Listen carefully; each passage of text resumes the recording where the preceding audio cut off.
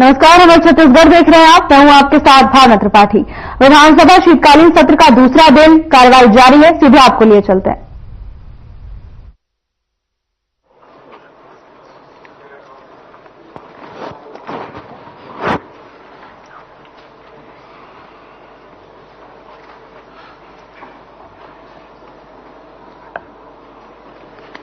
माननीय अध्यक्ष महोदय, आज आप एकदम सिविल ड्रेस में हैं।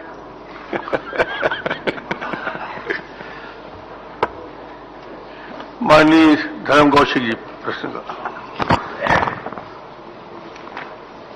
माननीय अध्यक्ष महोदय, मंत्री जी से मैंने पूछा था कि इसमें जो ठेकेदार काम कर रहे हैं और जो अनियमितता की गई है उनके संबंध में किसी प्रकार की जो कितने शिकायतें हैं और उसका आधार क्या है जो नोटिस जारी किया गया है। उसमें मंत्री जी बताए हैं कि 2918 लोगों को नोटिस जारी किया गया है। अब नोटिस जो जारी किया गया है उसमें 2-3 दिए हैं। एक तो कार्य प्रारंभ नहीं हुआ है, दूसरा उसमें है धीमी गति और तीसरा है अनुपातिक जो कार्य। अब इसमें मंत्री जी से मैं केवल इस प्रश्न में ये पूछ रहा हूं कि जो कार्य अभी प्रारंभ नहीं हुए हैं, और मुझे ऐसा लगता है कि प्रधानमंत्री जी के एक महत्वपूर्ण कार्य योजना के अंतर्गत में, जल मिशन के अंतर्गत में इसको स्वीकृत किया गया है, लेकिन उसके बाद भी जिस प्रकार से पूर्व सरकार के रवैया रही है और उसके कारण अभी भी वो कार्य प्रारंभ नहीं हुए हैं, तो क्या इसमें मंत्री जी निर्णय लेंगे इन शिकायतों पर, और निर्णय लेके इसका कोई समय निर्धारित करेंगे कि उसमें क्या जो निर्णय लेंगे तो कब तक इसका समय अवधि थोड़ा बताएंगे। पहला प्रश्न। माननीय अध्यक्ष महोदय, बहुत ही वरिष्ठ सदस्य है माननीय धर्म कौशिक जी, बहुत विस्तृत प्रश्न पूछा है। बहुत विस्तार से जानकारी हमने प्रस्तुत की है। विगत 2 वर्षों में जल जीवन मिशन के अंतर्गत ठेकेदार और संस्थाओं के विरुद्ध 2918 नोटिस जारी किए गए। नोटिस किन किन कामों के लिए जारी किया गया और 13 अलग अलग प्रकार के निमित्ता थी, कमी थी, इसके कारण नोटिस जारी किया गया। कार्य की धीमी गति होने के कारण, कार्य जारी होने के उपरांत निर्धारित समयावधि में कार्य प्रारंभ नहीं करने के कारण तत्काल कार्य प्रारंभ करने बाबत नोटिस, अनुबंध समयावधि में कार्य पूर्ण नहीं करने के कारण, जलागार निर्माण कार्य में प्रगति अत्यंत धीमी गति होने के कारण, शेष कार्य को पूर्ण कर कार्य योजना प्रस्तुत करने के कारण, कार्य में समानुपातिक प्रगति नहीं होने के कारण, अनुबंध में शेष बचे कार्य पूर्ण कर अंतिम देयक प्रस्तुत करने बाबत, वार्षिक टर्नओवर प्रमाण पत्र नियमानुसार नहीं होने पर कूट रचित अनुभव प्रमाण पत्र प्रस्तुत करने के संबंध में, कार्यों की धीमी प्रगति और अमानक स्तर कार्यों के संपादन, आईएसए संबंधी प्रचार प्रसार में विलंब होने के कारण कार्य बंद होने पर पुनः प्रारंभ करने बाबत, ये 13 अलग अलग बिंदु है जिस आधार पर 2918 नोटिस जारी किए गए। और विगत 2 वर्षों में 72 ठेकेदारों के विरुद्ध 72 शिकायतें प्राप्त हुई। शिकायतों का जांच अलग अलग स्तर पर की गई। जांच में दोषी जो पाए गए संस्था उन पर कार्यवाही की गई। ठेकेदार का अनुबंध निरस्त कर पुनः निविदा आमंत्रित की गई। पाइपलाइन बिछाने हेतु खोदे गए, मरम्मत हेतु निर्देशित किए गए। गुणवत्ता विहीन कार्य को तोड़ने की कार्यवाही की गई।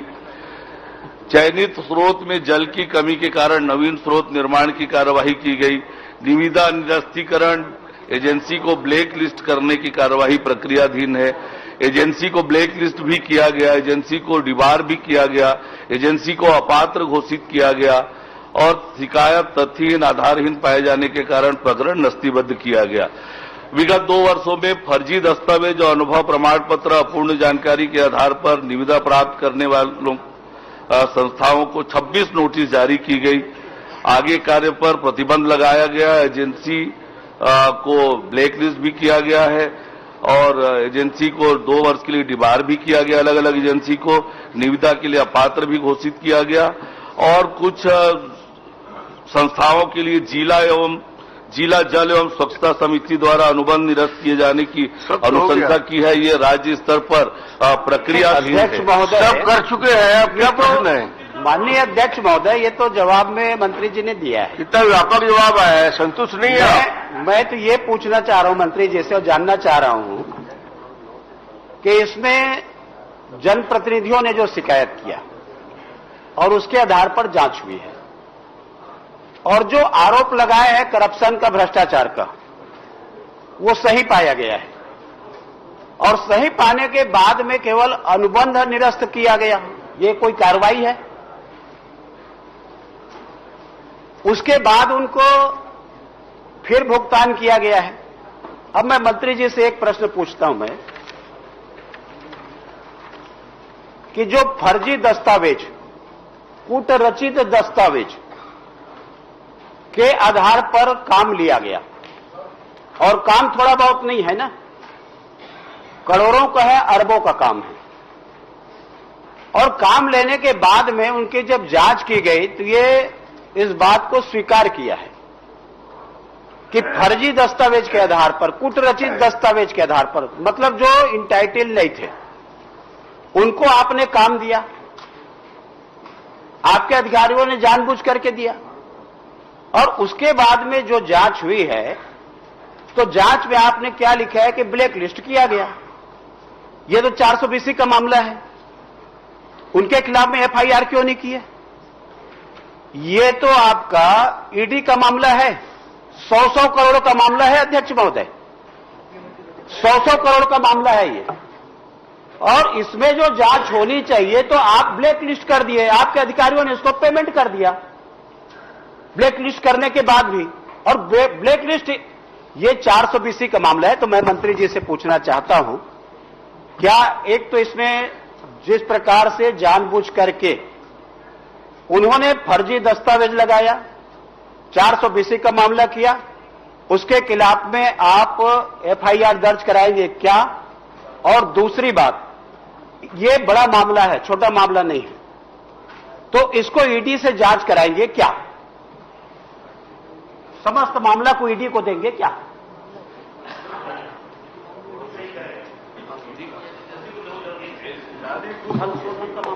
फर्जी जाति प्रमाण पत्र के आधार पर जो अभी कार्यवाही प्रक्रियाधीन है, फर्जी शिकायत, फर्जी दस्तावेज, अनुभव प्रमाण पत्र के आधार पर काम प्राप्त करने की शिकायत प्राप्त हुई जल जीवन मिशन को, उस पर प्रारंभिक इंक्वायरी की गई है। इंक्वायरी करने के बाद जो राज्य स्तरीय उच्च पावर समिति है, उस समिति को अनुशंसा की गई है। समिति विचार करके जो भी निर्णय करेगी उसके आधार पर आगे की कार्रवाई की जाएगी। एफआईआर करने की भी अनुशंसा हुई तो निश्चित रूप से एफआईआर करेंगे।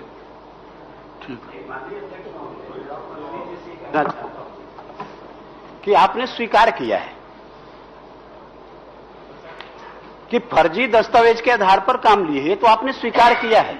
अब स्वीकार करने के बाद में मामला आपका अब अभी का नहीं है, मामला पुराना है, कब तक इसको लंबित रखेंगे? मंत्री जी इसलिए मैं मंत्री जी से आग्रह करना चाहता हूं। मंत्री जी ने बता दिया, जांच समिति के रिपोर्ट के आधार पर उनके अनुशंसा पर आगे कार्रवाई होगी। ये तो शिकायत को स्वीकार किए है ना, जांच भी तभी तो स्वीकार किए। आप छोटा प्रश्न कर लीजिए ना। और जांच ये तो स्वीकार किए, तो स्वीकार किए तो इनके खिलाफ में वो जो टेंडर है, समूह जल प्रदाय योजना के टेंडर थे, जो राज्य की कमेटी के द्वारा स्वीकृत टेंडर थे।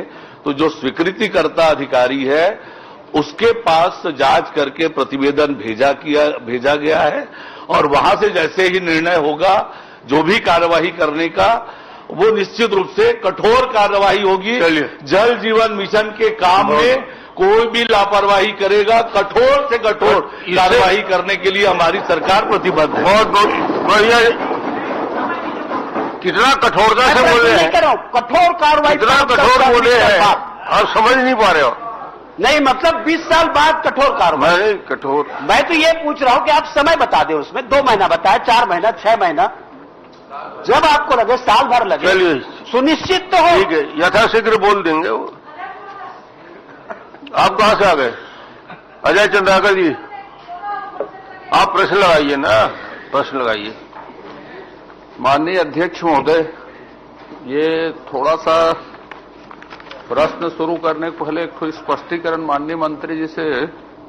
माननीय मंत्री जी, आपने जो परिशिष्ट मुझे दिया है और प्रगतिरत कामों की सूची दी है, उसमें 212, 213, 214, 215 4 काम ऐसे हैं जिसमें आपने लिखा है कि यह 100% पूरा हो गया है, और उसको प्रगतिरत लिखे तो 110-20% जाएगा। वो काम क्या होगा? वो ये मेरे को समझ में नहीं आ रहा है। ये समझ में आए तो इसमें कुछ पूछो। 100% पूरा लिखा है और प्रगतिरत भी लिखा है। परिशिष्ट में नंबर बता दिया आपको, 212, 213, 214, 215। प्रतिशत में काम 100% पूरा है और स्थिति में प्रगतिरत लिखा है। महोदय, ये प्रश्न नहीं भाई, पहले इसको स्पष्ट कर दीजिए क्या है, फिर प्रश्न करूंगा उसके आधार पर। बैठ जाइए ना, अब सुन लीजिए।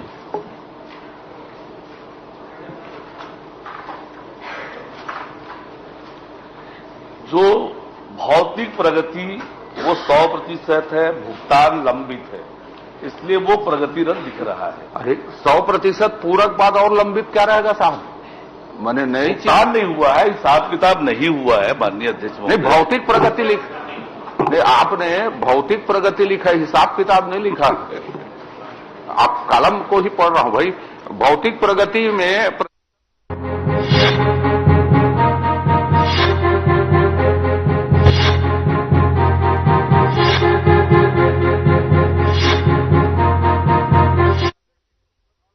व्यवस्था और कौन पूछ रहे हैं प्रश्न?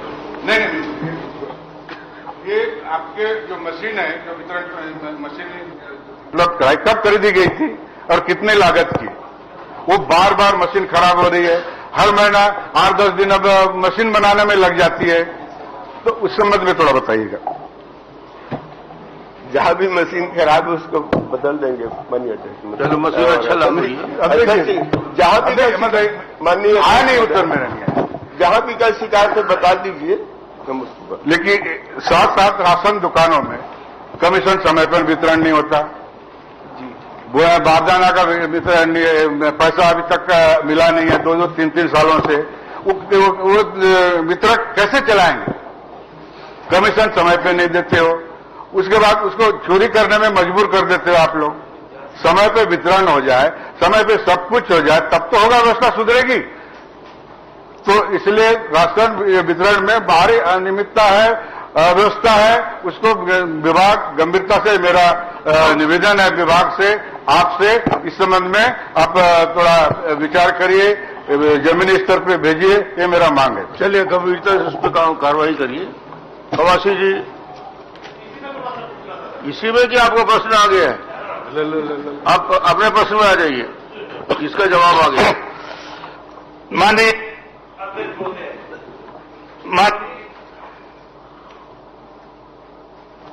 मंत्री महोदय से मैं जानना चाहता रहा, मेरा क्वेश्चन था, सुकमा जिला में परिया मूले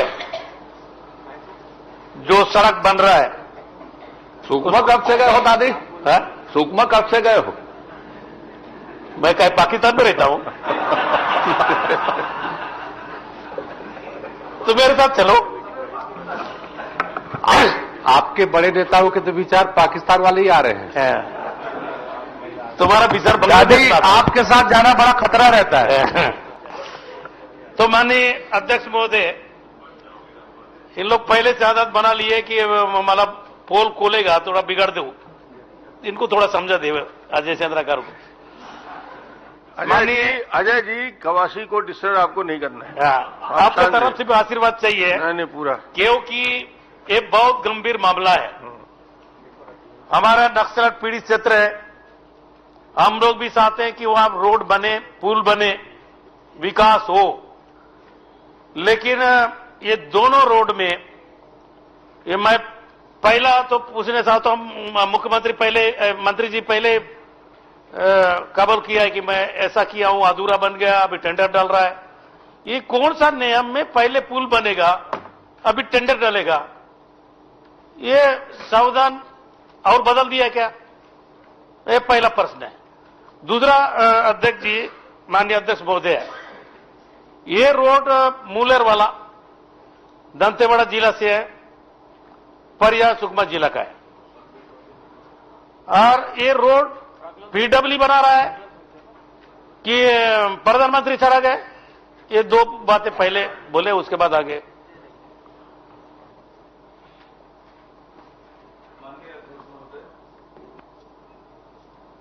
दो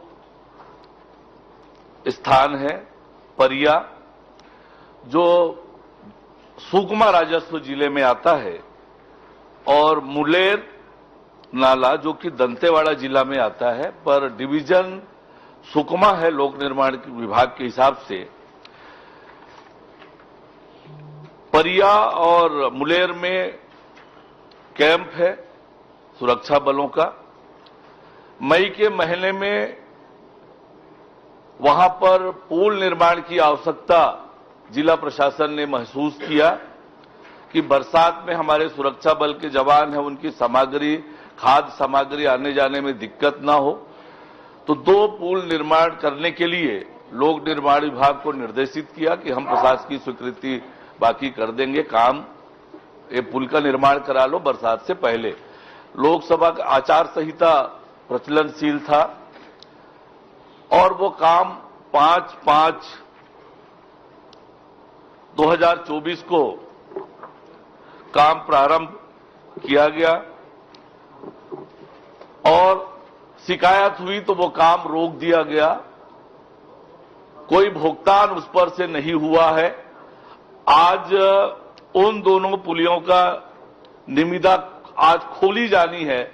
निविदा में जो एजेंसी निर्धारित होगी उसके हिसाब से इन दोनों पुलियों का निर्माण किया जाएगा।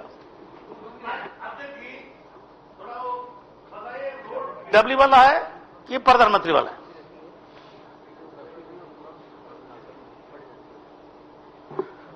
मूल प्रश्न में रोड के बारे में नहीं है, केवल पुलिया के बारे में है। पर मार्ग जो है पीडब्ल्यूडी बना रहा है। यह मार्ग भारत सरकार द्वारा आरसीपीएलडब्ल्यूई योजना के अंतर्गत स्वीकृत है।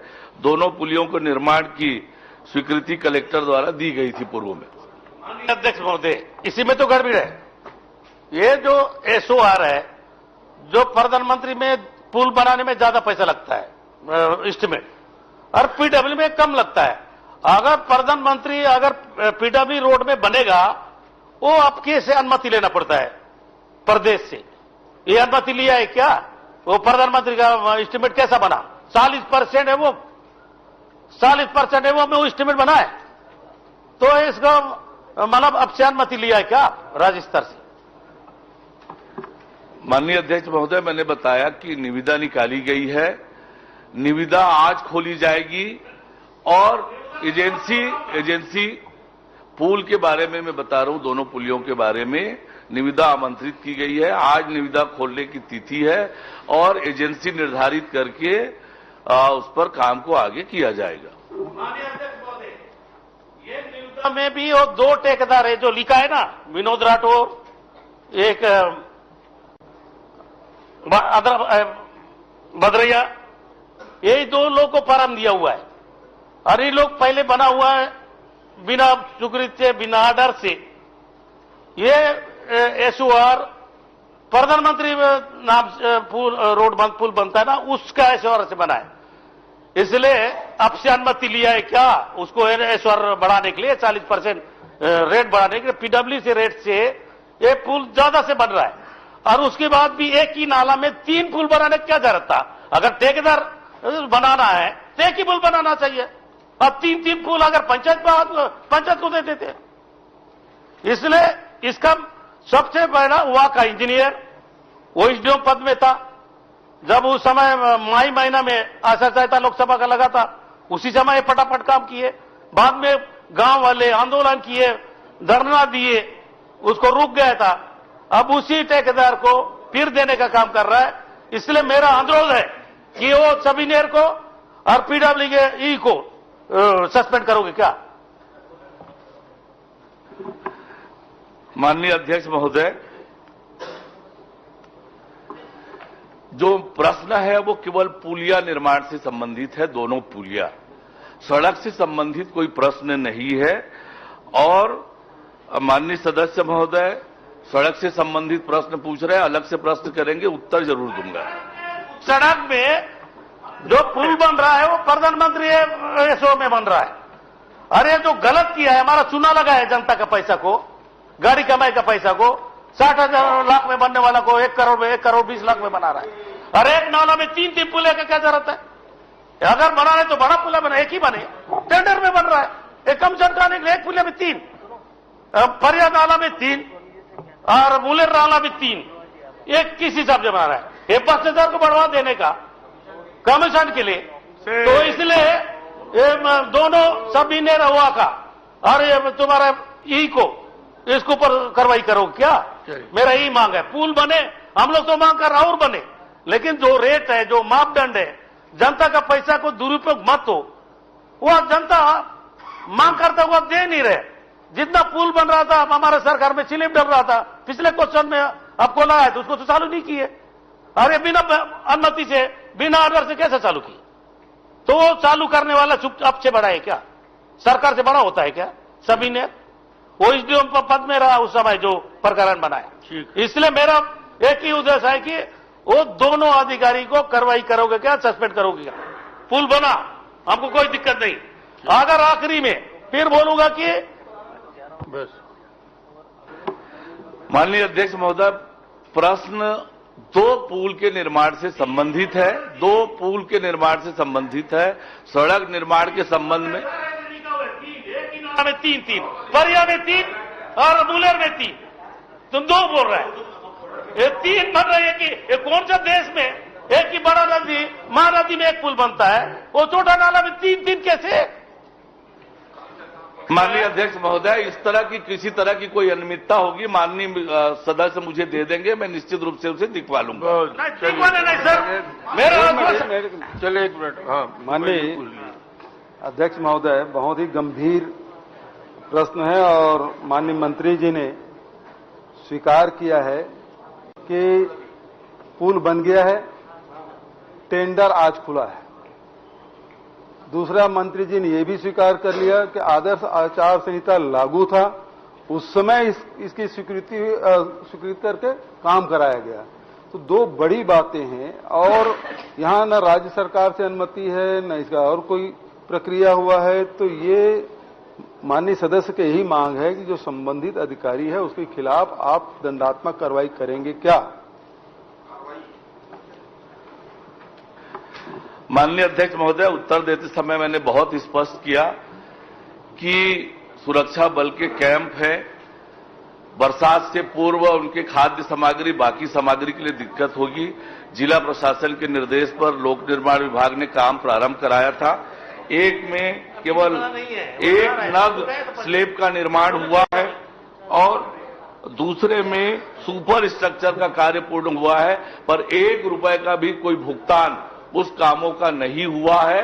अभी टेंडर दोनों का लगा है और आज वो निविदा खुलने वाली है, जो एजेंसी तय होगी उसके हिसाब से माननीय अध्यक्ष महोदय, चूंकि आपने इसमें स्वीकार के उत्तर में लिखा है कि भदौरिया और राठौर 2 को बुला के काम आपने दिया और दोनों की टेंडर दी है, तीसरे का मौका मिला नहीं, तो सारे नियम का उल्लंघन इसमें दिख रहा है।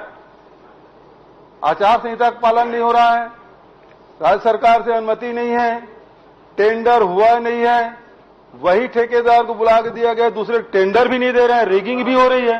तो सारे चीजें, सारे अनियमितताएं इसमें दिखाई दे रहा है और आपने स्वीकार किया है। अब स्वीकार कर लिए, कार्रवाई क्या करेंगे ये बताइए आप। मैंने बहुत स्पष्ट रूप से बताया कि कितना कार्रवाई करेंगे।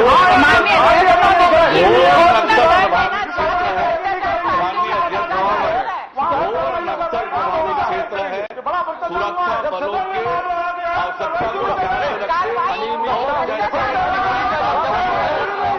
रखते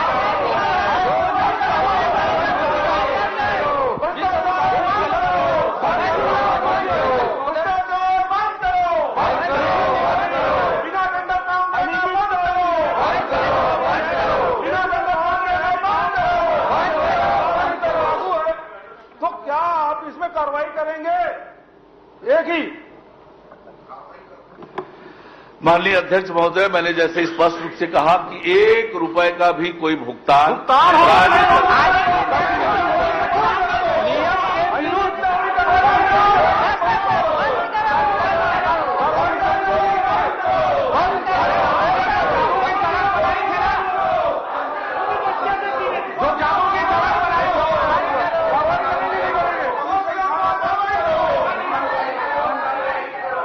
इसमें कार्रवाई होगी कि नहीं होगी मंत्री जी? जब आपके संज्ञान में सब कुछ आ गया है, यदि आपके संज्ञान में सब आ गया है उसके बाद भी कार्रवाई नहीं करेंगे तो इसका अर्थ क्या हुआ कि आपका संरक्षण है। मैं नहीं कहता इसमें संरक्षण आपका है, और नहीं है तो कार्रवाई करिए, और नहीं तो इस पर क्या हो रहा है।